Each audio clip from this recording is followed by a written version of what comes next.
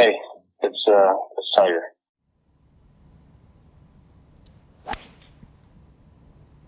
right too, but that's hammer. Beautiful. The talent is there to be the best in the history of golf. No question in my mind.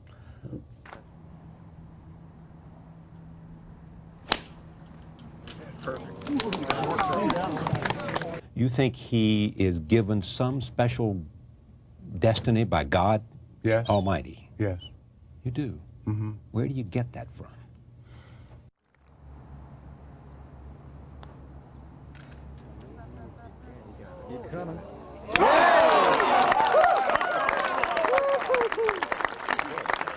So you look at his life and you say, God has chosen this young man. Yeah, for something. I don't know what it is. But it's beyond golf. Yes. Yeah. It's beyond golf.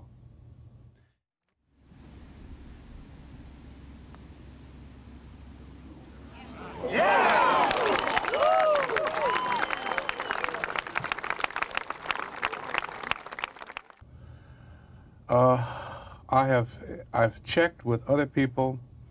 If you can visualize Tiger's life as a tree and other people interfacing with his life as a branch, Right.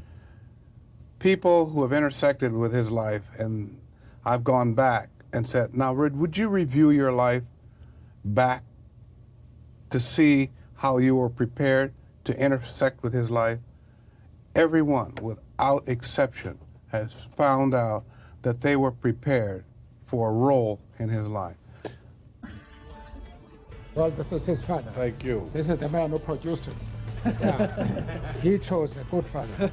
And don't you forget it.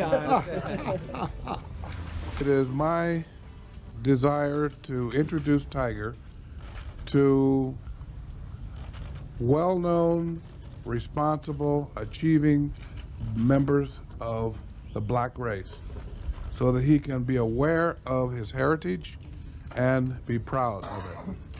And today was a monumental day in that regard. So I thank you, sir, for giving me this opportunity to let Tiger meet one of the best men in the world. Well, you are very generous. Thank you. Very generous indeed. Tiger can be anything he wants to be. He wasn't raised to be a golfer. He was raised to be a good person. And to be tough and to be... A good person. Right. Now, all these other things go with it, but to be a good person first. And I've said, if he wants to be a fireman, he can be a fireman. I don't care, as long as he's the best fireman he can be. So right now, I'd like you to meet Tiger Woods and his father, Earl Woods. Would you come out? He phones the Mike Douglas Show, who book Earl in The Child Wonder. Come here a minute. You know who this is? You know who this man is here? What's the man's Turn name, around and Tiger? look at him, Tiger. But Tiger is clearly nervous, fiddling compulsively with his left ear. The pressure is immense. And Tiger misses. There are a lot of patterns that go back generations in the Woods family, particularly on his father's side. He was a prodigy, but to me, he was a kind of manufactured prodigy because his father and his mother made damn sure he was a prodigy. Was he driven, pushed, abused? What?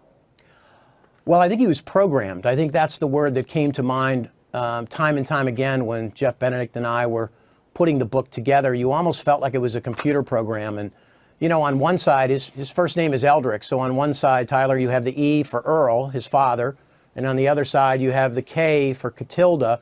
So he's literally, figuratively, and literally surrounded by his parents from birth. And as much as Earl, mostly Earl, tried to suggest and make the argument that Tiger had a lot of choices in his life. He could have been a fireman. He could have been anything he wanted.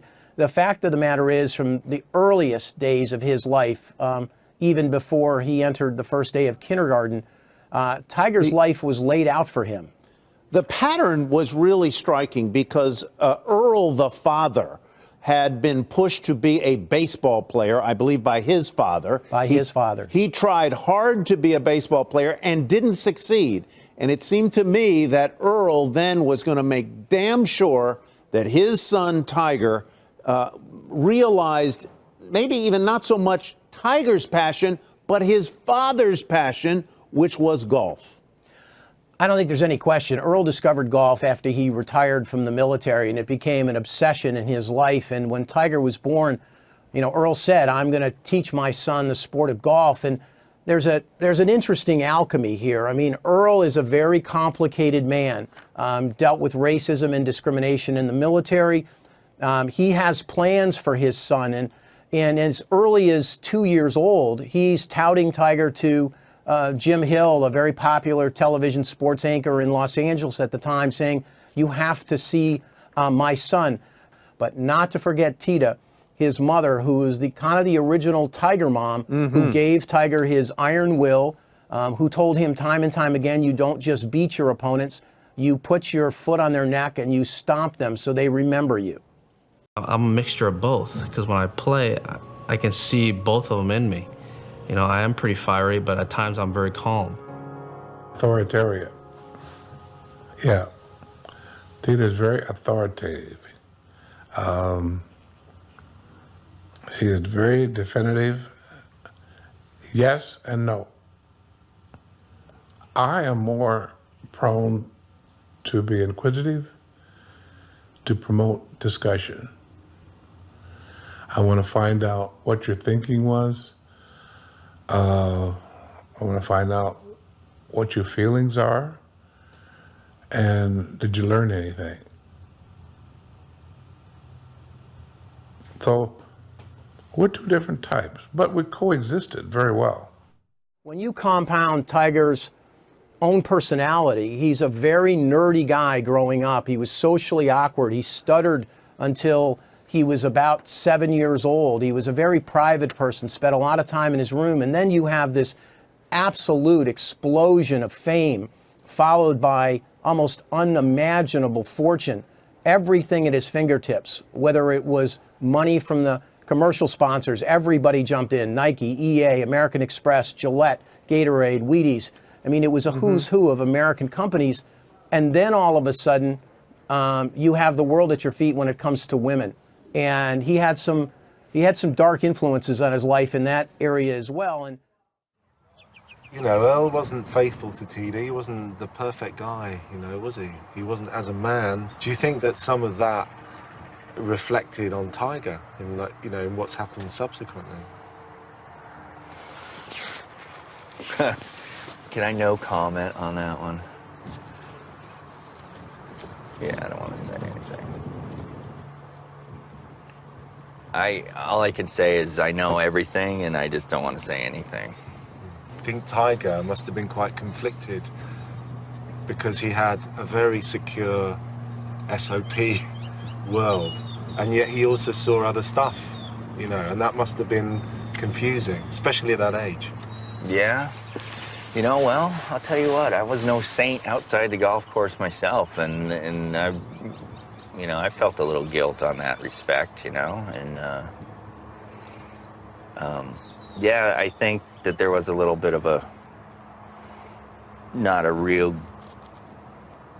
great example being led by the two men closest to Tiger. You and Earl. Me and Earl, in those days. Do you feel guilty about what's happened? I do feel a little guilt, because I was the closest guy to him, and I kept my private life pretty private, but still, I was a golf pro, so my little world crept into here, and I know Tiger was aware of stuff going on, and I do feel guilty. I was not a great guy myself, and Tiger's experiences with women and infidelity mirrored an infidelity that his father had pursued throughout his life. Can you date a point where it started to go wrong for Tiger? It's Las Vegas, and it's Las Vegas in early 2000 when the nightclub scene really hits. Light, Pure, Tao, Bank, the really high-end bottle service clubs that hit Vegas, whether it was at the Bellagio or the MGM or other places. And Tiger was drawn into that world by Charles Barkley and Michael Jordan. Tiger experienced a level of fame at the MGM, at the Mansion, which is a very private enclave of villas there, that gave him a taste of what it's like to have virtually anything you want at your disposal. Jordan, Barkley and Woods were known in Vegas as a rat pack called the Brothers, gambling's ultimate big hitters. The casino bosses called them whales, slang for super high rollers with any wish granted. And then as he moved on, as that extreme fame was coupled with this compartmentalization in his life and the immaturity in a lot of ways, it was a recipe for what we saw with the meteoric rise and the almost unprecedented fall. I need you to do me a huge favor. Can you please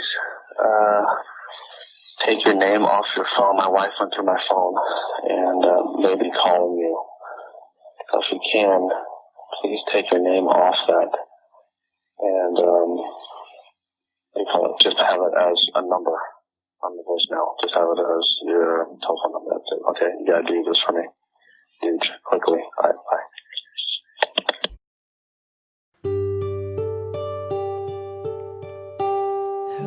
Darkness, my old friend, I've come to talk with you again, because a vision softly creeping left its seeds while I was sleeping, and the vision that was planted in my brain still remains within the sound of silence. In restless dreams I walk alone, narrow streets of cobblestone, neath the halo of a street lamp. Turn my collar to the cold and damp, when my eyes were stabbed by the flash of a neon light that split the night and touched the sound of silence. And in the naked light I saw 10,000 people, maybe more, people talking without speaking, people hearing without listening, people writing songs their voices never shared, and no one dared disturb the sound of silence. And fools that I do not know, silence like a